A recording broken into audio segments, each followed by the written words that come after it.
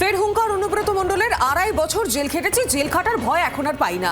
Sir মিটলেই NRC করবে কেন্দ্র, আর NRC রুখতে গেলে মমতা বন্দ্যোপাধ্যায়কে মুখ্যমন্ত্রী পদে লাগবে। বীরভূমের খয়রসোল থেকে এমনই হুঙ্কার অনুব্রত মণ্ডলের। তিহার জেল থেকে মাথা খারাপ হয়ে গিয়েছে কেষ্টর, পাল্টা কটাক্ষ বিজেপির।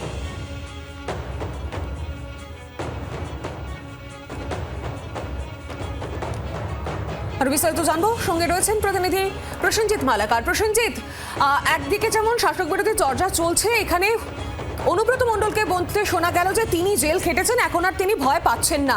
এনআরসি বন্ধ করতে হলে মমতা বন্দ্যোপাধ্যায়কে মুখ্যমন্ত্রী আবারও করতে হবে। এদিকে বিজেপিরও কটাক্ষ। সব মিলিয়ে কি আপডেট?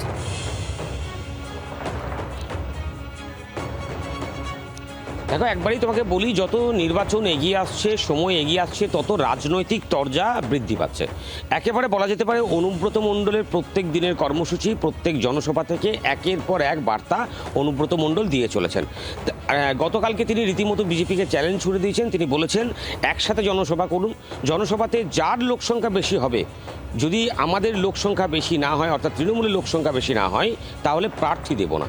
তার পাশাপাশি হুঙ্কার, জেল খেটেছি, জেলের ভয় করি না। অন্যদিকে তার আগের দিনও তিনি কিন্তু জনসভা থেকে এইভাবেই বিজেপির দিকে হুঙ্কার ছুড়ে দিয়েছিলেন এবং তিনি বলেছিলেন যে এসআইআর করে শুধুমাত্র মুসলিম ভোট বাদ দেওয়ার চেষ্টা করেছিল বিজেপি, তার কারণ মুসলিম ভোট মানেই তৃণমূল কংগ্রেসের। অর্থাৎ তুমি বুঝতেই পারছো যে একের পর এক রাজনৈতিক বার্তা বিভিন্ন মঞ্চ থেকে, জনসভা থেকে কিন্তু অনুব্রত মণ্ডল দিয়ে চলেছেন। রাজনৈতিকভাবে এটা নিতে চর্চা চলছে, তার কারণ বিরোধীরাও আক্রমণ করতে ছাড়ছেন না। সরাসরি বিরোধীরা তাকে আক্রমণ করেই বলছেন তিহারে যাওয়ার জন্য তার মাথা খারাপ হয়ে গেছে, তিনি ভুলভাল বকছেন, তৃণমূল কংগ্রেস হারছে সেই কারণে এসব কথা বলছেন।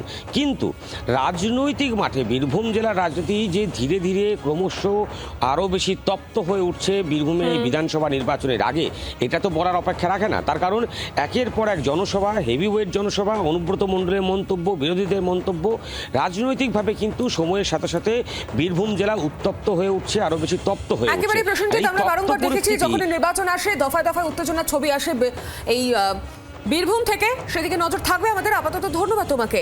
আর এদিকে অনুব্রত মণ্ডল বলছেন যে সংখ্যালঘুদের চক্রান্ত করে বাদ দেওয়ার চেষ্টা করা হচ্ছে। ঠিক কি বলেছেন তিনি শোনাবো আপনাদের, পাল্টা বিজেপির কি বক্তব্য শুনুন। এছাড়া বিজেপি চাইছে মুসলিমদের ভোট থেকে সরিয়ে দাও, কেন মুসলিম মানে নাকি মমতা ব্যানার্জিকে ভোট দেয়। তোমরা ভাবলে আমরা চুরি করব, ম্যাক্সিমাম লোককে ভোটার থেকে বাদ দিয়ে দেবো, তোমরা জিতে যাবে না, আর আমরা আঙুল চুষবো? আঙুল চুষতে আসি নাই, এক বিন্দু ভয় খায় না। 2.5 বছর জেল কেটেছি, জেলের ভয় খায় না। মানুষের সঙ্গে আছি, সাধারণ মানুষের সঙ্গে আছি, খেটে খাওয়া মানুষের জন্য আছি।